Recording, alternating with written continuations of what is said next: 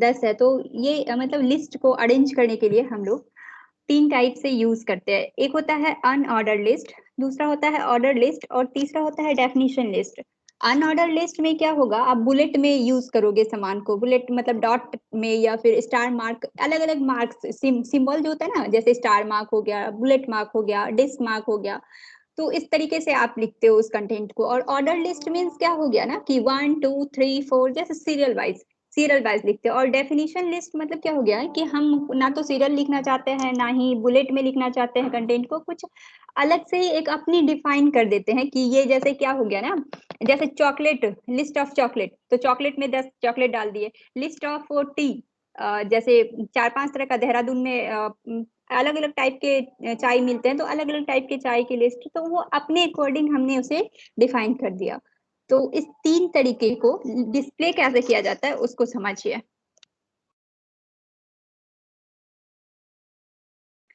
तो जैसा कि ये ना बेसिक सा फॉर्मेट है। हम लोग कोई भी एचटीएमएल टैग लिखते हैं तो इसकी एक बेसिक फॉर्मेट होती है। तो उस फॉर्मेट के अकॉर्डिंग हम लोग क्या किए, एचटीएमएल डिक्लेरेशन कर दिए, डॉक टाइप एचटीएमएल कर दिए। देन उसके बाद ये बेसिक सा स्ट्रक्चर है। कोई भी एचटीएमएल के वेब पेज दिखाना है तो मुझे एक बेसिक स्ट्रक्चर है कि एचटीएमएल टैग से स्टार्ट करेंगे, ओपन टैग से स्टार्ट हुआ, देन एंड टैग से एंड हो गया। फिर उसके बाद एक और स्ट्रक्चर, ये सारा स्ट्रक्चर के अंडर ही आता है जो अभी तक आप बहुत सारे एग्जाम्पल पढ़ चुके हो। तो उसके बाद क्या होगा, हेड टैग से स्टार्ट होगा, हेड टैग क्लोज हो गया। अब जो कि डिस्प्ले होगा हमारे स्क्रीन पे, आउटपुट में जो दिखेगा, जो कि हमारा ब्राउजर रन करके हमें देगा, वो किस टैग में स्टार्ट होता है, बॉडी टैग में। तो हम लोग बॉडी टैग स्टार्ट कर दिए। जो भी टैग स्टार्ट होता है तो पता है हमें कि स्टार्ट हुआ टैग, तो टैग क्या पेयर में काम करता है, तो उसे एंड भी करना है, तो स्लैश लगा के हम लोग क्या कर दिए, टैग को एंड कर दिए। अब बॉडी टैग स्टार्ट हुआ, बॉडी टैग एंड हुआ, तो जो भी हमारा कंटेंट जो ब्राउजर पे रन करने के बाद दिखता है, जो आउटपुट शो कराता है, वो बॉडी टैग के अंदर ही रहता है। तो ये भी जो आप अभी लिस्ट पढ़ोगे, ये भी क्या रहेगा, बॉडी टैग के अंदर ही रहेगा। जैसे कि आप टेबल लिखते थे, तो टेबल में क्या लिखते थे, उसका टेबल एलिमेंट के लिए टेबल टैग होता था, टेबल टैग के अंदर काम करते थे। उसी तरह से सेम, जैसे कि आप टेबल सीख चुके हो, बिल्कुल उसी तरह से यहाँ पे क्या करना है आपको, लिस्ट के लिए लिस्ट एलिमेंट जानना है, ऑर्डर लिस्ट के लिए, अनऑर्डर लिस्ट के लिए, है ना, और डेफिनेशन लिस्ट के लिए। तो जैसे कि सबसे पहले अभी हम लोग क्या पढ़ते हैं, अनऑर्डर लिस्ट पढ़ते हैं। तो एक हेडिंग लिख लेते हैं, जैसे कि H1 टैग के साथ में उसे डिस्प्ले करा देते हैं कि हम लोग पढ़ क्या रहे हैं। तो H1 टैग के अंदर में हम लोग क्या करते हैं, डिस्प्ले बस करा देते हैं, ताकि हमें पता रहे कि हम पढ़ क्या रहे हैं। H1 ओपन हुआ, H1 क्या हो गया, उसका क्लोज हो गया। बाकी जो भी इसके अंदर जो कि हमारे ब्राउजर पे शो होगा, सो क्या करेंगे, इसके अंदर डिस्प्ले करा देते हैं, लिख देते हैं इसके अंदर। तो इसके अंदर हम लोग क्या लिख देते हैं, क्या है, अनऑर्डर लिस्ट एलिमेंट है ना। तो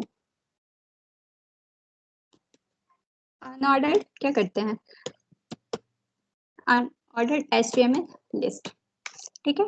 ये इसका हेडिंग दिखेगा कि चलो हम पढ़ क्या रहे हैं। सबसे पहले अब जैसे कि आप टेबल पढ़ते थे तो टेबल ओपन करते थे, टेबल क्लोज करते थे, उसके अंदर कंटेंट लिखते थे, उसी तरह से यूएल टैग होता है।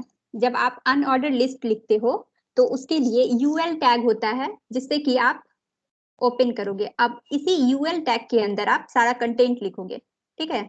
तो एक कर्ली ब्रैकेट ओपन करने के लिए ले लिए हम लोग, और एक कर्ली ब्रैकेट क्लोज करने के लिए ले लिए, ठीक है।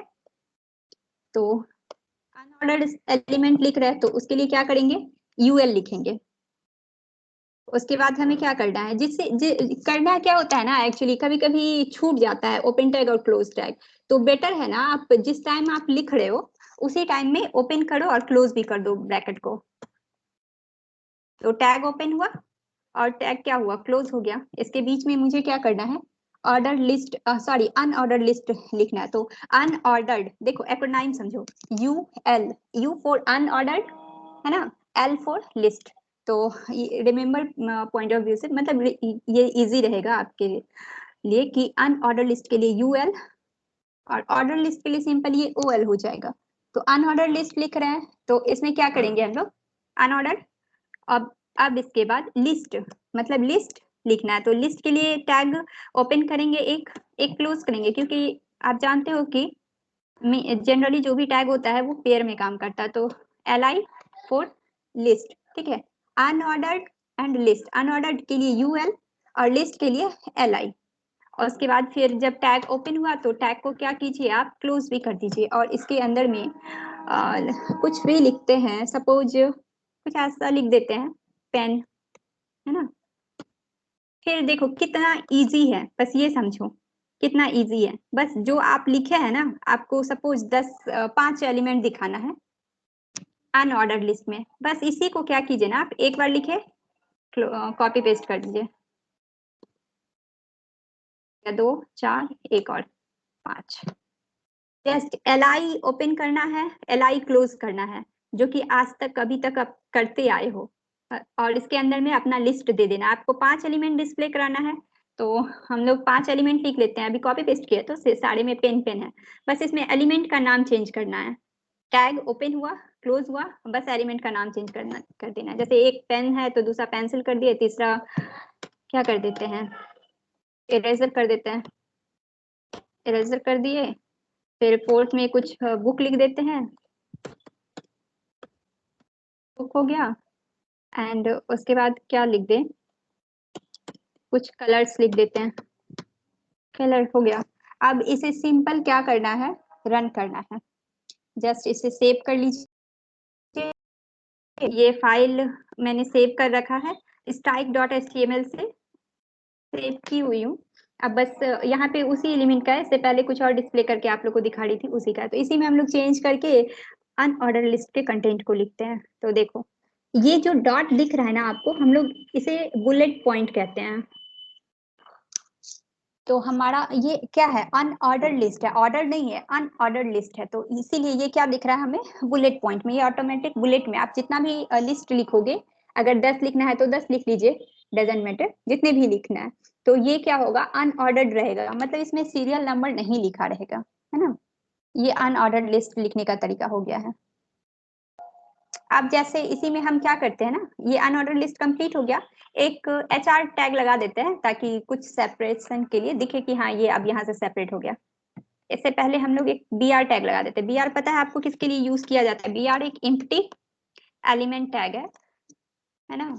तो BR लगा दिए तो एक स्पेस मिल जाएगा। अब देखो BR लगाए ना हम लोग, तो BR को रन करके देखो इफेक्ट क्या दिख रहा है इसका। HTML में क्या है ना कि मल्टीपल्स ऑफ टैग है, बस आपको ना सारे इफेक्ट देखना है कि किसका इफेक्ट क्या मिल रहा है। BR लगाए तो इस रीजन से मुझे एक यहाँ पे ब्रेक स्पेस मिल गया है। अब इसके बाद हम लोग क्या करेंगे ना, एक HR टैग लगा देते हैं, इससे सेपरेट हो जाएगा, एक सिंपल सा लाइन खिंच जाएगा, जिससे पता चलेगा ना कि इसके बाद हम लोग कुछ दूसरा चीज पढ़ेंगे तो इसके नीचे एक लाइन खींच गई, ठीक है। ये अनऑर्डर्ड लिस्ट हो गया। अब हम लोग कुछ और पढ़ रहे हैं, देखो इसी पेज में दूसरा टैग लिखते हैं, ओ क्या ये। इसके बाद हम लोग क्या लिखते हैं ना, अनऑर्डर्ड लिस्ट के बाद अब हम लोग लिखते हैं ऑर्डर्ड लिस्ट। तो इसे हम लोग H1 टैग या H2 टैग में किसी में दिखा देते हैं। लेट सपोज ऊपर वाला H1 लिए हैं तो यहाँ क्या कर देते हैं ना, H2 टैग ले लेते हैं। H2 ओपन हुआ, H2 क्या कर दिए, क्लोज कर दिए। देखो फॉर्मेट ना HTML इतना इजी है, बस आप एक बार फॉर्मेट समझ लो और टैग्स का यूजेस सीख लो, और उसके बाद कुछ नहीं है। तो यहाँ पे क्या करना है, ऑर्डर्ड लिस्ट लिख देते हैं, order HTML list, order HTML list. अब इसके बाद क्या है, ये हेडिंग हमने कुछ भी डाल दिया H2 में। हाँ ऑर्डर HTML लिस्ट, पहले आप अनऑर्डर्ड पढ़ लिए, अब क्या पढ़ेंगे, ऑर्डर HTML लिस्ट। तो जैसे कि अनऑर्डर्ड में पढ़े हैं, तो उसके लिए अनऑर्डर्ड लिखने के लिए UL टैग से स्टार्ट करते थे, कंटेंट इसके अंदर जाता था, ठीक है। तो UL टैग से स्टार्ट करते थे। तो इसमें क्या करेंगे, सिंपल UL की जगह, देखो कितना इजी है, सिंपल जहां जैसे एक आपने सीख लिया ना, तो देखो बाकी सब बहुत इजी है। UL है यहाँ, तो यहाँ क्या करना है, UL फॉर अनऑर्डर लिस्ट, और ऑर्डर लिस्ट करना है तो ऑर्डर्ड के लिए OR for order list, sorry OL O for order, L for list. OL open किए टैग, देन अब क्या किए, OL को क्लोज कर दिए, ठीक है। अब क्या करना है, लिस्ट तो इसके अंदर लिखना है, सेम चीज को यहाँ डिस्प्ले कराते हैं। जैसे वहां पे क्या कर रहे थे ना आप, एल आई लिख रहे थे लिस्ट के लिए, तो लिस्ट के लिए यहाँ भी सेम करना है। देखो कोई डिफरेंस ही नहीं है, सेम काम यहाँ भी करना है आपको। एल आई ओपन किए और अब क्या किए, एल आई को क्लोज कर दिए। किए हम लोग, पेन लिख दिए। फिर से क्या करेंगे, एल आई ओपन के लिए एक टैग लिए, एल आई क्लोज के लिए ले लिए। एल आई ओपन हुआ, देन क्या किए, एल आई क्लोज कर दिए। अब इसके बीच में क्या लिखे, पेंसिल लिख लेते हैं। ठीक है, पेंसिल हो गया। फिर से क्या, 5 लिख, सपोज हम लोग 5 ले रहे हैं, ठीक है ना, तो 5 लिखेंगे। फिर एल आई क्या किए, ओपन किए, देन एल आई क्लोज कर दिए। एल आई के लिए ओपन टैग लिखे, एलिमेंट टैग के टैग एलिमेंट, ठीक है। तो और उसके बाद क्या कर दिए, एल आई क्लोज कर दिए, टैग कंप्लीट हो गया। अब यहाँ पे इरेजर लिख देते हैं, इरेजर हो गया। उसके बाद कुछ लिख लेते हैं जैसे बुक। देखो सेम ही है, यहाँ से आप कुछ भी कॉपी कर लो। देखो एक ही टैग को बार बार लिखने से अच्छा क्या है कि आप उसे कॉपी कर लो, और टैग तो सेम ही है, एल आई ओपन करना है, एल आई क्लोज करना है, और करना ही क्या है, बस इसके अंदर कंटेंट जो है, एलिमेंट जो है, इसको चेंज कर लो। क्या हो गया, बुक हो गया।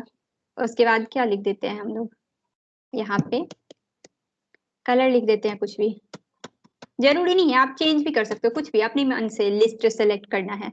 जैसे कुछ नोटबुक लिख दिए, कुछ भी लिख दिए, वो तो डिपेंड करता है आपका कंटेंट, सॉरी आपका लिस्ट क्या है, ऑर्डर लिस्ट, और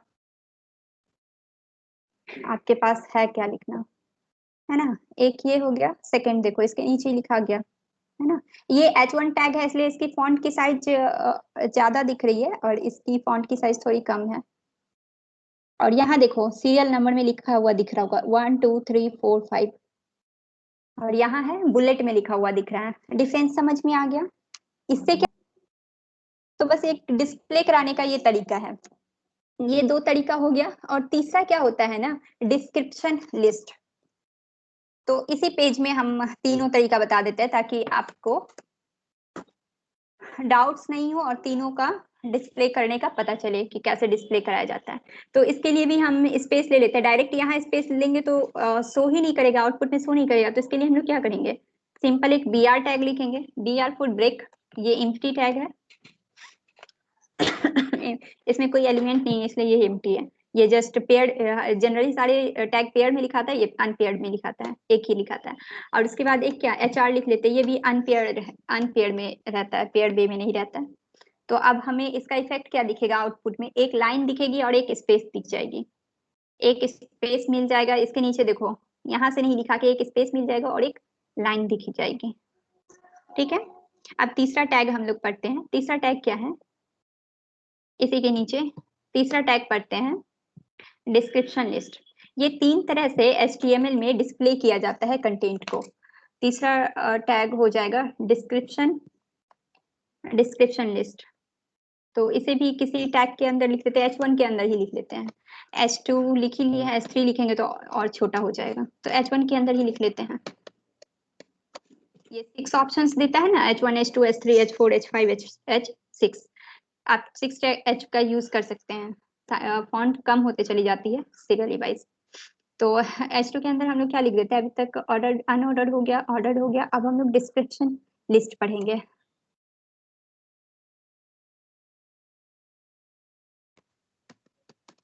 डिस्क्रिप्शन HTML लिस्ट, ठीक है। देखो इसका एक्चुअली आप बोलोगे कि मैम ये सीख के क्या होगा, सीख रहे हैं, लेकिन तो इसमें क्या होता है ना, अगर आपको सिंपली डिस्प्ले कराना है इस तरीके से, या फिर आपको जब नेविगेशन बनाओगे ना, जैसे कोई भी वेबसाइट बनता है तो वेबसाइट में जो हमारा नेविगेशन होता है, नेविगेशन मतलब मेन्यू, मेन्यू सिंपल मेन्यू समझो, मेन्यू होता है लिखा हुआ। अब मेन्यू का जो पार्ट होता है ना, जो कि आप ड्रॉप डाउन देखते हो किसी एक मेन्यू पे, जैसे कि कोई भी वेबसाइट में खोलती हूँ, कॉलेज का ही वेबसाइट के नीचे, जैसे कि ये मेन मेन्यू, डिपार्टमेंट क्या है, मेन मेन्यू, और इसके नीचे का जो पार्ट लिखा था, ये जो आपको दिख रहा है, इस पे मैंने क्लिक किया, इसके अंदर 3-4 लिस्ट और है, जैसे कि ये 4-5 लिस्ट और है। तो ये जो लिस्ट है ना, ये सारा लिस्ट लिखने के लिए हम लोग ऑर्डर अनऑर्डर लिस्ट का यूज करते हैं। यहाँ पे 1 2 3 नहीं ना दिख रहा आपको, तो ये सारे यूजेस है इसके। जैसे कि कोई चीज सीखो तो फिर जानो कि इसका मतलब यूज भी क्या है। तो जैसे कि सिंपल भी आप डिस्प्ले कराने के लिए यूज कर सकते हो, और जब आप वेबसाइट कंप्लीट वेबसाइट बनाते हो तो उसमें जो नेविगेशन दिया जाता है, नेविगेशन में जो ड्रॉप डाउन लिस्ट बनाया जाता है, उस लिस्ट को बनाने के लिए हम लोग अनऑर्डर लिस्ट का यूज करते हैं। ऐसे ही लिखाता है वो ड्रॉप डाउन मेन्यू, ऐसे ही लिखा हुआ है। ठीक है, फिलहाल अभी हम लोग डिस्क्रिप्शन एचटीएमएल लिस्ट पे आ रहे थे। तो डिस्क्रिप्शन कोड क्या होता है ना, मतलब कि ये ना तो हम ऑर्डर्ड वे में लिखेंगे ना ही अनऑर्डर्ड वे में, हम खुद एक डिस्क्रिप्शन बनाएंगे। जैसे जैसे कि मुझे ना डिस्क्रिप्शन में लिखना है कि types of T, types of coffee, 4-5 type का कॉफी है, तो हम खुद डिस्क्राइब कर देंगे उसके अंदर कितने लिस्ट डालना है। कोई ऑर्डर या अनऑर्डर नहीं रहेगा। ठीक है, तो इसके लिए हम लोग टैग क्या यूज करते हैं, डिस्क्रिप्शन लिस्ट के लिए डीएल टैग का यूज करते हैं। जैसे अभी तक यूएल ओएल यूज कियो, उसी तरह से डीएल टैग का यूज करते हैं। DL description, D for description, L for list. ठीक है, तो डीएल जब ओपन हुआ तो डीएल क्या होगा, क्लोज भी होगा, है ना। तो डीएल ओपन हुआ, डीएल को क्या करेंगे हम लोग, क्लोज भी कर देंगे। DL open, DL close. अब इसके बीच में आपको क्या करना है, जो कि लिस्ट आपको शो कराना है, उसके लिए हम लोग डिफाइन करेंगे, डिस्क्रिप्शन लिखेंगे। तो डी टैग इसमें 3 टैग का यूज करेंगे। डीएल हो गया आपका डिस्क्रिप्शन लिस्ट। अब इस लिस्ट के अंदर कंटेंट लिखेंगे। डी इसके अंदर हम लोग क्या लिखेंगे, डीटी। डीटी टैग क्या करता है, टर्म डिफाइन करता है कि वो कौन सा टर्म होगा, नेम। और डीडी टैग एक होता है, तो डीडी टैग का यूज करते हैं डिस्क्रिप्शन डिस्क्राइब्स, मतलब वो क्या डिस्क्राइब कर रहा है। तो देखो लिखने का तरीका क्या है, डीएल हो गया, डीटी लिखेंगे आप। डीटी ओपन के लिए एक टैग लिए, तो डीटी को क्लोज भी करेंगे। आप देखो डीटी सिंपल सिंपल है, डीटी लिख दिए, डीटी ओपन हुआ तो क्या होगा, डीटी क्लोज भी होगा। सपोज कॉफी लिखना है मुझे, कॉफी डिफाइन करना है, टाइप्स ऑफ कॉफी या फिर कितनी कॉफी है वो अपने अकॉर्डिंग डिस्क्राइब कर देंगे। तो कॉफी लिख लिए। आप क्या करेंगे, इसके नीचे डीडी लिख दिए। जैसे कि कॉफी का कुछ टाइप लिख देते हैं। तो डीडी डीडी फॉर क्या, डिस्क्राइब। ये डीटी हुआ आपका हेड, जैसे कोई चीज का हुआ ना, लिस्ट बनाते हैं। तो कॉफी, कितने तरह का कॉफी है, वो टाइप्स ऑफ कॉफी लिख रहे हैं, ये कॉफी के अंदर आएगा। डीडी मतलब डिस्क्राइब। ठीक है, अब डीडी ओपन हुआ तो क्या करेंगे, डीडी को क्लोज कर देंगे। D D close, close. अब इसके बीच में क्या करेंगे ना, ब्लैक, जैसे कॉफी का एक टाइप है black hot, black hot drink. ये क्या हो गया, कॉफी का एक टाइप हो गया। फिर दूसरा हम लोग क्या करेंगे, दूसरा डीटी लेंगे। डीटी डीटी फोर क्या, वो टर्म क्या डिफाइन करेगा दूसरे के लिए, जैसे कि मिल्क लेते हैं, तो फिर से डीटी को क्या करेंगे, ओपन करेंगे, और डीटी को क्या करेंगे, क्लोज कर देंगे, है ना। डीटी ओपन हुआ, जैसे मिल्क, कलर ले लेते हैं, मिल्क जो कलर। तो कलर क्या हुआ, रेड ब्लैक येलो ग्रीन, जो भी है कलर्स का नेम, वो क्या हुआ, कलर हुआ। तो अब कलर में हम लोग क्या करेंगे ना, कुछ कलर उसमें सेलेक्ट करते हैं कि ये सारा इस कलर, उसका हेडिंग हुआ, और उसके अंदर कलर कौन कौन सा है, वो डेटा क्या रहेगा।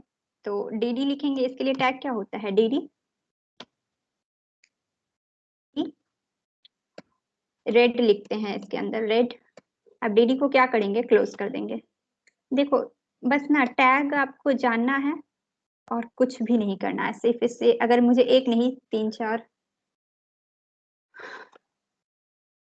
जैसे मेनली डिफाइन करते हैं ना हम लोग कोई चीज, तो उसके लिए एक डिस्क्रिप्शन सेलेक्ट कर देते हैं। लेकिन अब सपोज मुझे 3-4 अगर इसमें कलर में नाम डालना है, तो जैसे रेड किए, अब क्या कर देंगे, ब्लू कर देंगे, ब्लू। देन यहाँ पे कोई कलर का नेम चेंज कर देते हैं हम लोग, ब्लैक कर देते हैं, हो गया। अब देखो, अब इसे मैं डिस्प्ले करके दिखाती हूँ।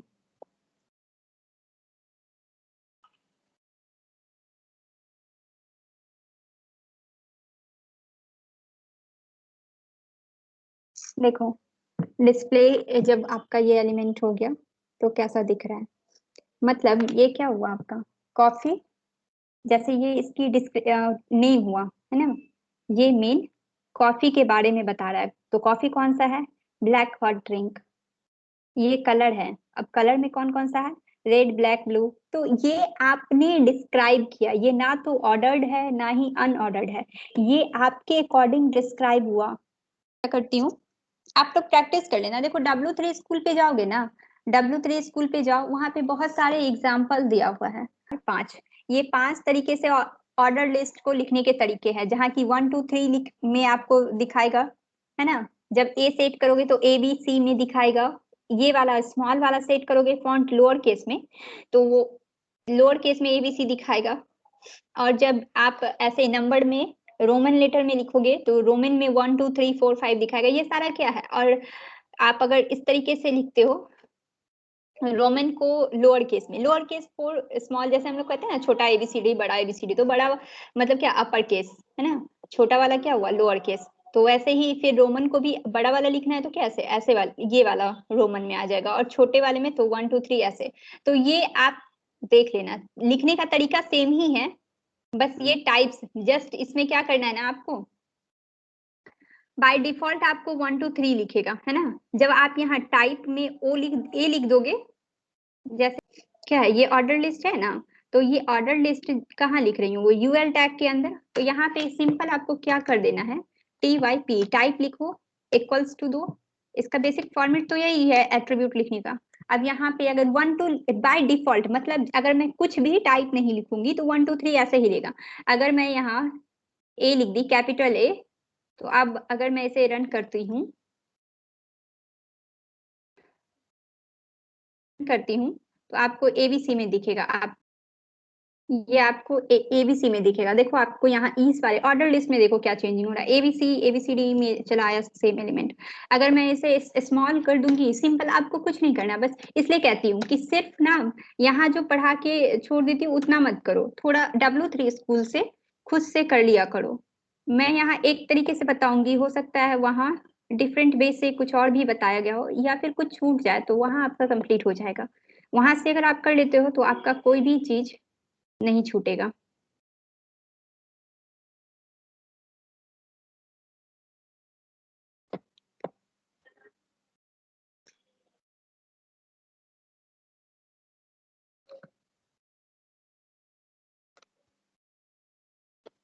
ये 4 5 तरीका है, आप देख लेना करके।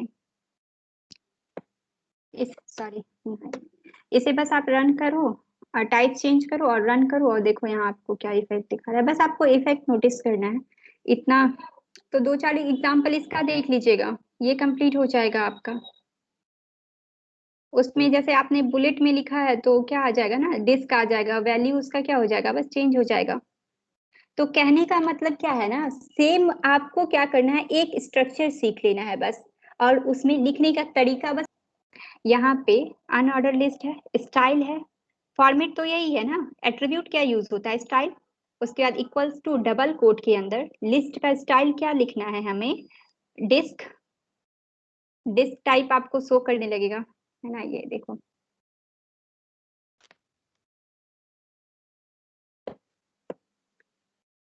ये अनऑर्डर लिस्ट है,